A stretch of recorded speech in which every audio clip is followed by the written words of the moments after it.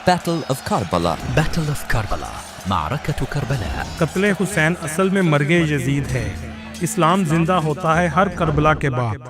السلام علیکم دوستو، آج ہم آپ کو عراق کے ایسے شہر کی زیارت کروانے جا رہے ہیں جو مسلمانوں کے لیے مقدس شہروں میں سے ایک ہے، جہاں محرم کے مہینے میں کروڑوں کی تعداد میں زائرین جاتے ہیں، جہاں جانے کے بعد آنکھوں سے بے ساختہ آنسو جاری ہو جاتے ہیں۔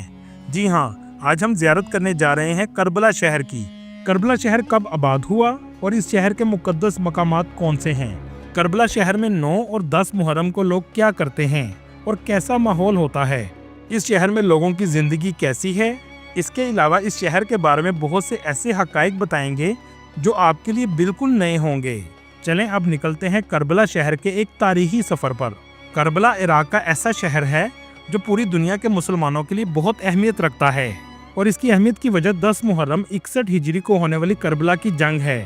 کربلا کا شہر اسلامی تاریخ سے بڑا ہوا ہے۔ کربلا کی تاریخ یاد کر کے ہر مسلمان کی آنکھیں آنسوؤں سے نم ہو جاتی ہیں۔ کربلا کی جنگ حق اور باطل کی جنگ تھی۔ کربلا شہر کی کل آبادی 10 لاکھ کے قریب ہے۔ اس شہر کا کل رقبہ 42 مربع کلومیٹر ہے۔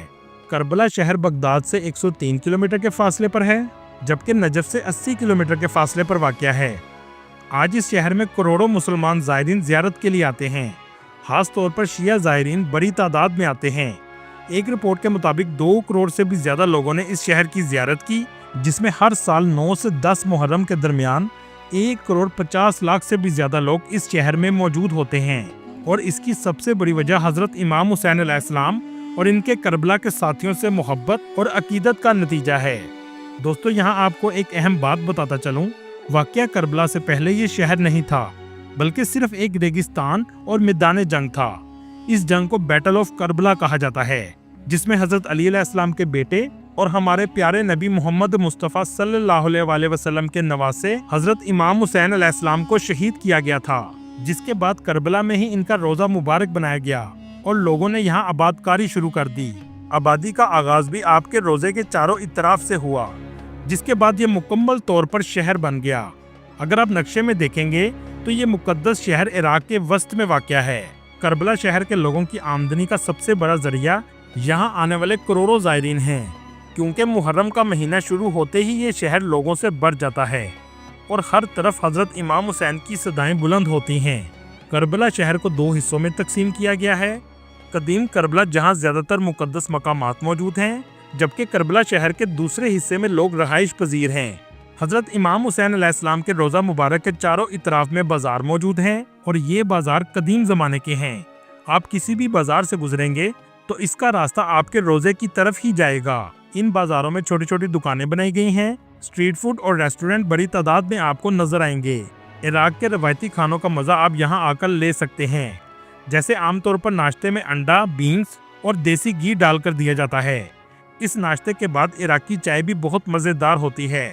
انہی بازار سے گزرتے ہوئے ایک ایسا مقام بھی آتا ہے جہاں کربلا کی تاریخ دوبارہ آپ کی آنکھوں کے سامنے آ جاتی ہے، کیونکہ یہ وہ جگہ ہے جہاں حضرت امام حسین علیہ السلام یزید کے ایک لشکر کے سپہ سالار سے میٹنگ ہوئی تھی، جس میں امام حسین علیہ السلام نے کہا کہ جنگ کی 1 دن کی مہلت دی جائے تاکہ ہم عبادت کر سکیں، اس کے بعد آپ جنگ کر سکتے ہیں۔ بازار سے جب آپ باہر نکلیں گے تو آپ کو بہت بڑی شرائن نظر آئے گی۔ دوستو، کربلا کا واقعہ کیوں پیش آیا؟ امیہ خلافت کا اس وقت کا لیڈر یزید تھا، اور وہ چاہتا تھا میرے بعد میرا بیٹا خلیفہ بنے، جبکہ یزید کی طرز حکومت سے کوئی بھی خوش نہیں تھا۔ اس دور میں یزید دمشق میں رہتا تھا۔ کوفہ ایسا علاقہ تھا جہاں حضرت علی علیہ السلام نے خلافت سنبھالی تھی، اور کوفہ ہی اس وقت اسلام کا کیپٹل تھا۔ کوفہ کے لوگ چاہتے تھے کہ امام حسین علیہ السلام کو خلیفہ بنایا جائے۔ کوفہ کے لوگوں نے امام حسین علیہ السلام کو خط لکھے اور اپنے پاس بلایا، آپ یہاں آئیں، ہم آپ کے ساتھ ہیں، یہاں تک کہ ہمیں لڑنا بھی پڑا تو ہم آپ کے ساتھ جنگ میں حصہ لیں گے۔ لیکن کوفہ کے لوگوں نے دھوکہ دیا، جس کے بعد 10 محرم کو واقعہ کربلا پیش آیا۔ یہ واقعہ صرف مظلوم اور ظالم کے درمیان نہیں، بلکہ جرأت، حق اور بہادری کے ساتھ ظلم کے خلاف کھڑے ہونے کا اور اللہ پر یقین رکھنے کا ہے۔ حضرت امام حسین علیہ السلام کے لشکر میں 72 لوگ تھے، جبکہ یزید کے لشکر میں 4000 سے بھی زیادہ لوگ تھے۔ اس زمانے میں آپ نے کربلا کے مقام پر اپنے خیمے لگائے، جہاں دور دور تک ریگستان اور پانی کی بھی قلت موجود تھی، یہاں تک کہ یزید کی فوج نے پانی بھی بند کر دیا، جبکہ امام حسین علیہ السلام کے ساتھ چھوٹے بچے بھی موجود تھے क्योंकि आप अपने सारे खानदान के साथ तशरीफ लाए थे। इसके बावजूद आपकी हिम्मत में जरा बराबर भी कमी ना आई और इसकी वजह थी अल्लाह पर यकीन। 3 दिन तक पानी के बगैर वक्त गुजारा, जहां रेगिस्तानी गर्मी भी अरूज पर थी। आखिरकार इमाम हुसैन अलैहिस्सलाम और आपके खानदान वालों को जंग में शहीद कर दिया गया और आज इसी जगह आपका रोजा भी मौजूद है। रोजे के करीब बाजार में भी बहुत मुकद्दस मकामात मौजूद हैं, जिनको जालियों की मदद से बंद किया गया है। चलें अब आपको रोजे की तरफ लेकर चलते हैं। दोस्तों, हजरत इमाम हुसैन अलैहिस्सलाम के रोजे के बिल्कुल साथ आपके भाई हजरत अब्बास अलैहिस्सलाम का रोजा भी मौजूद है, जो करबला की जंग में हजरत इमाम हुसैन अलैहिस्सलाम के अहम साथी थे। ये है हजरत अब्बास अलैहिस्सलाम का रोजा मुबारक, जहां से आप एक बड़े दरवाजे से दाखिल होने के बाद नीचे की तरफ जाते हैं और सामने आपको बहुत खूबसूरत गोल्डन दरवाजा नजर आएगा, जिस पर सोने का काम किया गया है। इस दरवाजे के बाहर एक सहन मौजूद है, जहां लोग नमाज अदा करते हैं। हजरत अब्बास अलैहिस्सलाम हजरत इमाम हुसैन अलैहिस्सलाम की फौज के सिपा सलार थे। जब आपके खानदान के लोग शहीद हो चुके थे और सिर्फ बच्चे ही बचे थे, तो हजरत अब्बास अलैहिस्सलाम बच्चों के लिए पानी लेने गए थे। आपको इसी वजह से इनके रोजे के ऊपर एक मश्क भी लगी हुई नजर आएगी और ये मश्क ही इस वाक़े की अलामत है। जब आप पानी के लिए गए तो आपको रास्ते में शहीद कर दिया गया। हजरत अब्बास अलैहिस्सलाम का रोजा भी अंदर से बहुत खूबसूरत और नक्शो नगार से भरा हुआ है। मुहर्रम के अयाम में यहाँ तक पहुँचना बहुत मुश्किल होता है। हजरत अब्बास अलैहिस्सलाम के हरम के बाहर एक एरिया है, जो हजरत इमाम हुसैन अलैहिस्सलाम और हजरत अब्बास अलैहिस्सलाम के रोजे के दरमियान बनाया गया है। इसे बैनुल हरमैन भी कहा जाता है। ये जगह 2 रोजों को आपस में मिलाती है। ये तकरीबन 250 मीटर लंबा एरिया है। ये वही जगह है जो अरबैन वॉक से चलते हुए लोग यहाँ आते हैं, जिसके बारे में आगे हम आपको वीडियो में बताएंगे। इस जगह के बारे में कहा जाता है कि करबला की जंग में सबसे ज्यादा शहीद इसी जगह हुए थे। हजरत इमाम हुसैन अलैहिस्सलाम के रोजे में दाखिल होते ही आंखों से बेसाख्ता आंसू जारी हो जाते हैं। ये वही इमाम हुसैन अलैहिस्सलाम हैं जो आप सल्लल्लाहु अलैहि वसल्लम के हाथों में खेला करते थे, जिन्होंने अपना बचपन भी जन्नत के टुकड़े पर गुजारा है, जिसे रियाजुल जन्ना कहा जाता है। शराइन के अंदर ही एक म्यूजियम भी बनाया गया है। ये पिलर इसी बात को जाहिर करता है कि इस्लाम जिंदा होता है हर करबला के बाद। नीचे का पिलर जाहिर कर रहा है कि आप सल्लल्लाहु अलैहि वसल्लम की जिंदगी में इस्लाम ऐसे मजबूत था। इसके बाद इस्लाम को बहुत सी मुश्किलात का सामना करना पड़ा और दरमियान का हिस्सा करबला को जाहिर करता है और ऊपर का पिलर जाहिर करता है कि करबला के बाद दोबारा इस्लाम मजबूत हुआ। यहाँ इन लोगों के नाम भी लिखे गए हैं जिन्होंने आपके रोजे पर हमला करने की कोशिश की थी। ये तमाम चीजें उस दौर की चीजों से तशबीह के तौर पर रखी गई हैं। इस म्यूजियम में एक बहुत खूबसूरत कारपेट भी रखा गया है। इस कारपेट को बनाने में 8 साल लगे थे। ये कारपेट करबला की जंग को जाहिर करता है। हजरत इमाम हुसैन अलैहिस्सलाम का हरम भी बहुत वसी बनाया गया है और अंदर से भी इंतहाई खूबसूरत है। ये वो जगह है जहां आपको शहीद किया गया था। इसके अंदर रंग लाल रखा गया है।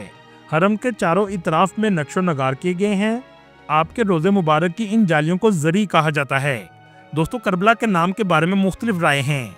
करबला का एक मतलब नरम जमीन है और एक मतलब ये भी समझा जाता है कि हजरत जिब्राइल अलैहिस्सलाम ने आप सल्लल्लाहु अलैहि वसल्लम को बताया था कि एक ऐसी जमीन है जहां आप सल्लल्लाहु अलैहि वसल्लम के खानदान पर मुसीबत और अजियत दी जाएगी। तो अजियत देने वाली जमीन का मतलब भी करबला कहा जाता है।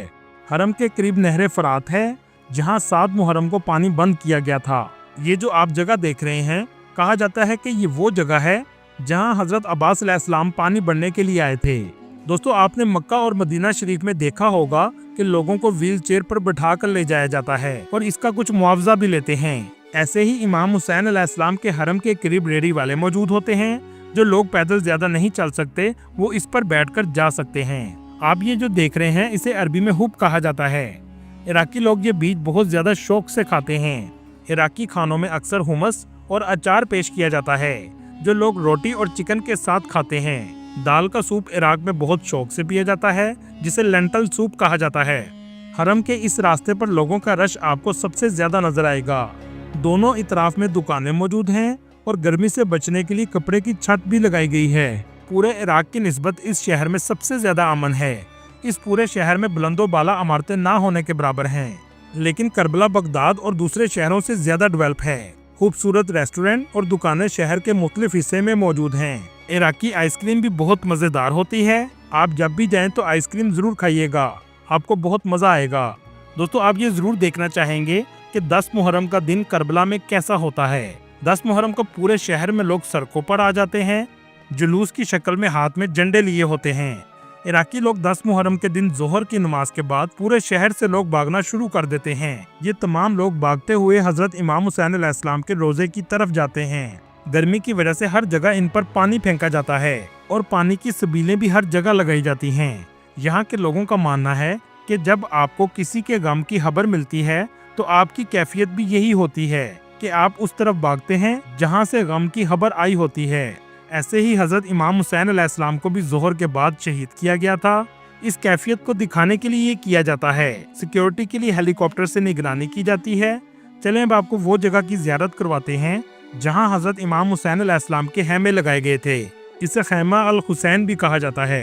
अगर आप हजरत इमाम हुसैन अलैहिस्सलाम के रोजे से किबला गेट से बाहर निकलेंगे तो शारे बकिया से होते हुए आप शारे जमहूरिया से खैमा अल हुसैन पर पहुंच जाएंगे, जो सिर्फ 10 मिनट के मुसाफत पर वाक़या है, जहां जाकर आप तारीख के उस वक्त को दोबारा याद कर सकते हैं।